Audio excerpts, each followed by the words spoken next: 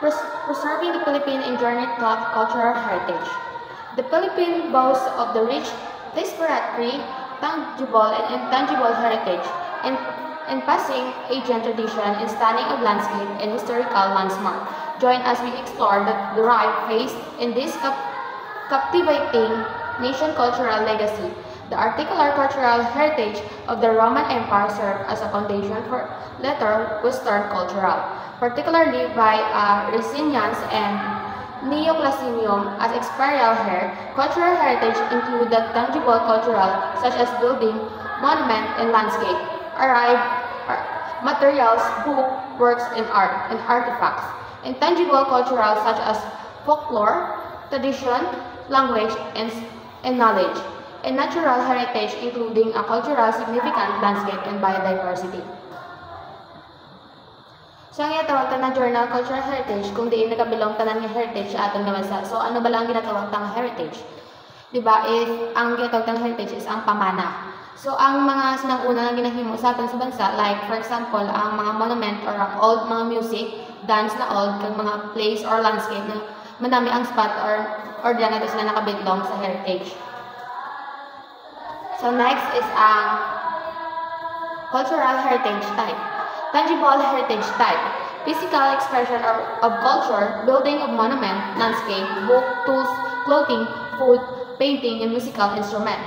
So, tangible heritage, it's mean na physical or makapitan ta. Like for example, mga tools or mga gamit, painting or instrument tools. Then next is ang intangible heritage.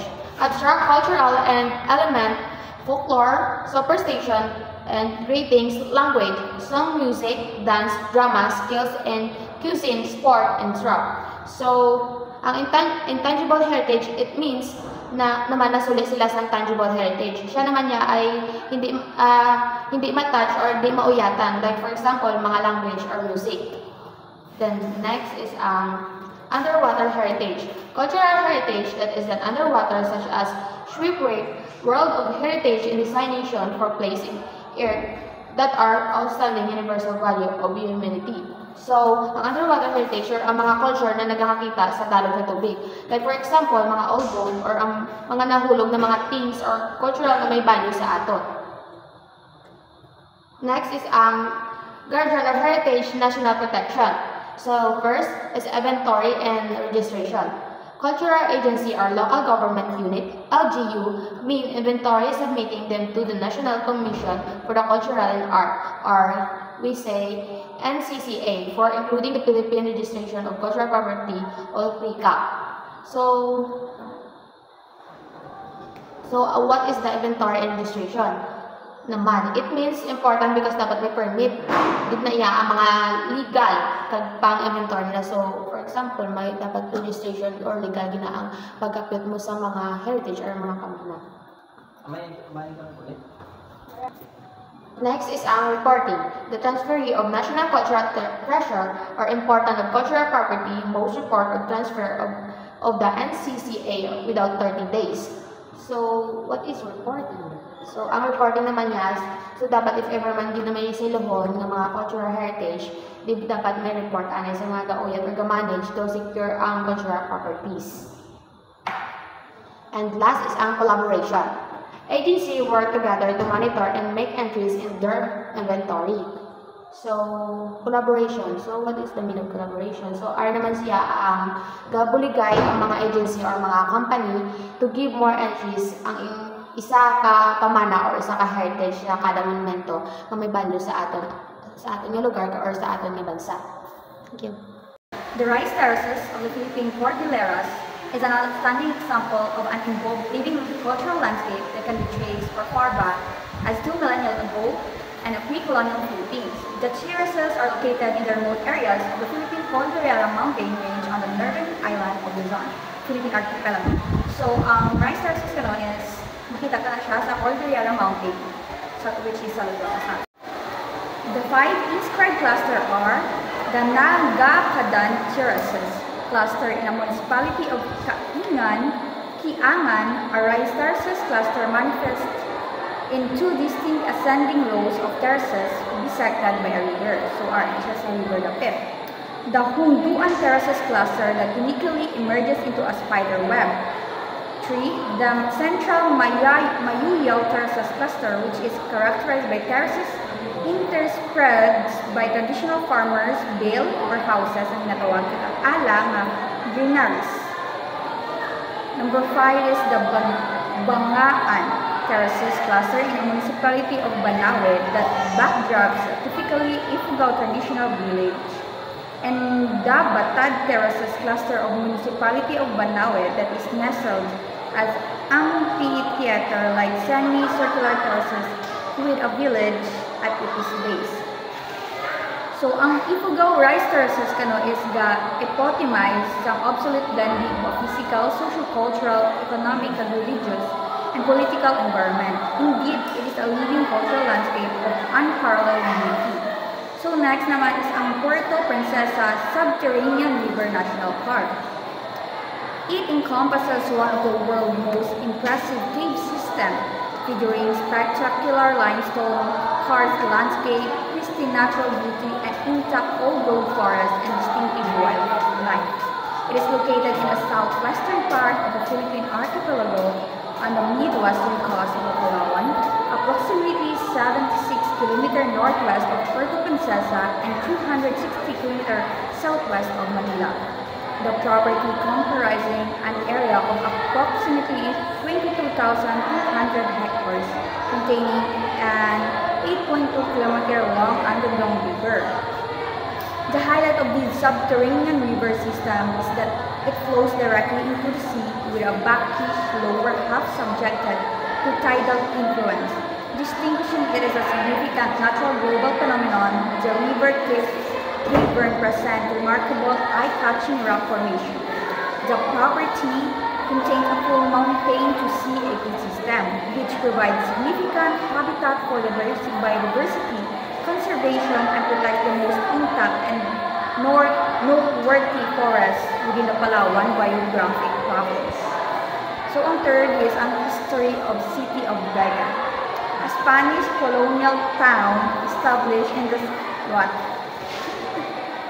History City of Vega, a Spanish colonial town established in 16th century.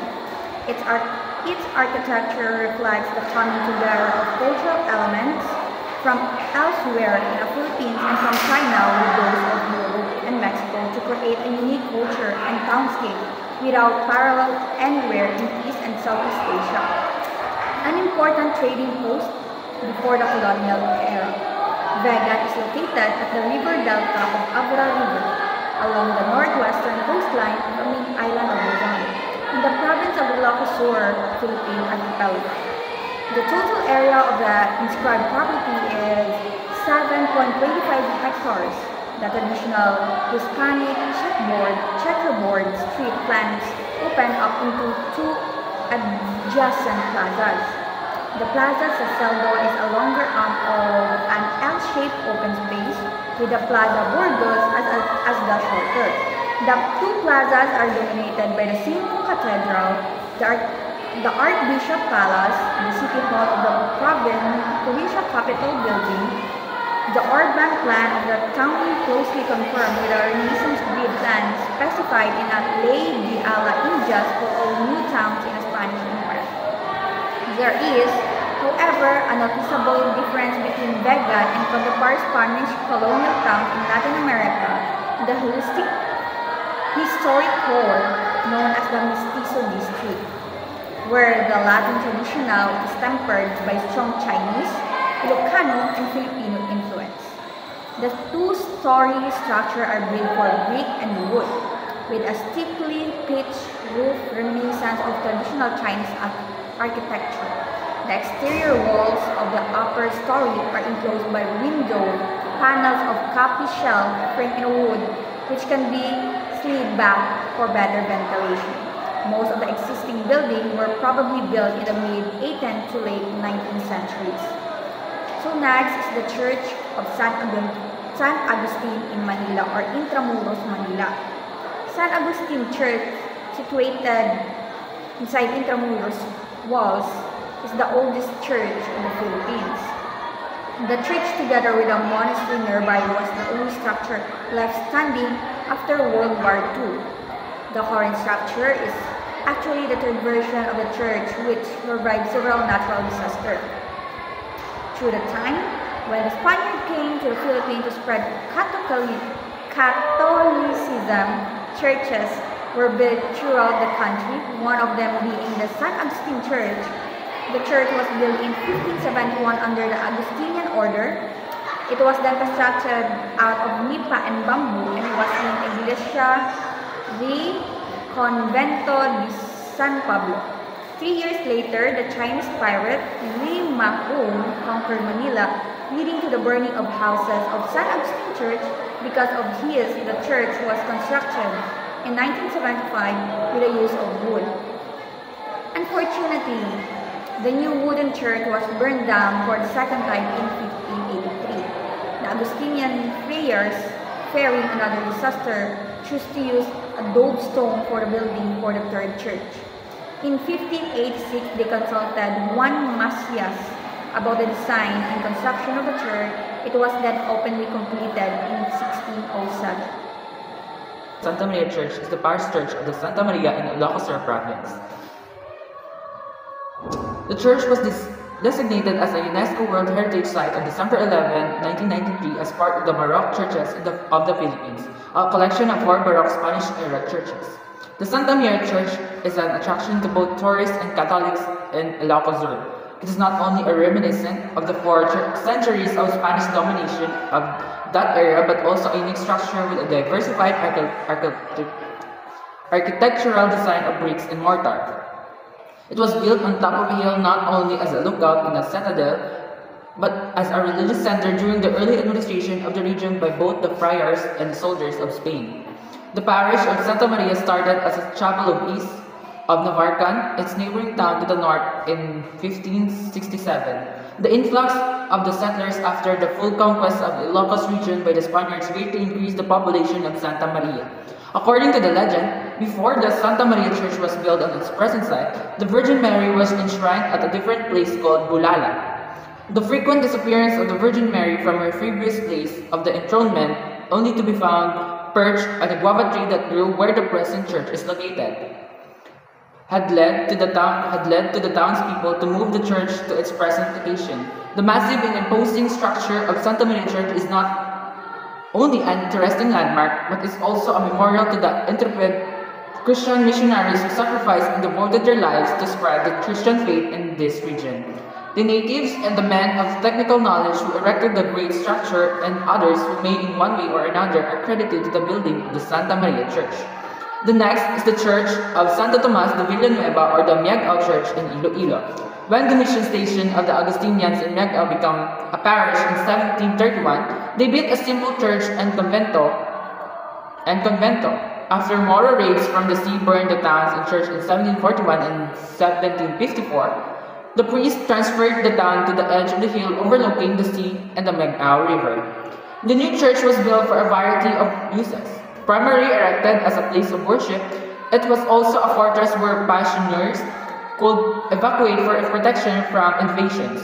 Built a local yellow-orange sandstone, the large fortress church was completed in 1797. Although the church withstood typhoons and earthquakes, it burned twice, once during the revolution against Spain in 1898 and again during the Filipino-American War of 1899 to 1902. Its facade is a Filipino masterpiece. Unknown master carvers incised the entire surface in high relief. With wild abandon, they festooned the sandstone facade with an assortment of tasseled vines, tendrils, and swags. The Sanctus carving on the facade is probably the pinnacle of Filipino native art, in which craftsmen abandoned all restraint to reinterpret Western decorative styles in the local folk idiom. The central element in the facade of Singer, clad like a Filipino farmer with rolled-up trousers, he carries the Christ child on his back while holding on to lush coconut trees for support. Beside him are guava and papaya trees flanked by ornamental urn. The Church of Santo Tomas de Villanueva is one of the most outstanding examples of fusion of Western Baroque style with the Filipino folk motifs. The squatness of the church, the massive bell towers, and the angled buttresses reinforce the visual identity of the structure as a fortress. It is among the best examples of churches and fortresses in Baroque style. The significance of Santo Tomas de Villanueva that is an outstanding example of the Philippine interpretation of a Western architectural style. The naive but harmonious integration of a Western architectural idiom into the Philippine context and exuberant symbology represents architectural terms, the colonization of the new Christianized native interpretation of the Western ideas in its native idiom. The next we have is the Tabang Cave. The Tabang Cave complex in all of Lipon Point is located on the west coast of Palawan. It is located on a limestone promontory which is visible from any direction for many kilometers and honeycombed with at least 200 caves and rock shelters. This point is called Lipon by the local people but marked Abion Head on charts made by British surveys in 1851. The point is about 104 hectares in art and is formed by a number of rounded limestone domes separated by deep channels. The some 200 caves located in the limestone formation are collectively known as Tabang Caves, after the main cave called Tabon, so named after the megapod bird that digs its nest into the ground. This was the site to first establish the presence of humans in the Philippines during the Pleistocene. The different cave sites document through a corpus of C14 dates a virtually continuous occupation between at least 50,000 years ago, which have been widely cited, because the Tabon Cave is one of the few sites in Southeast Asia to have yielded fossil Homo sapiens.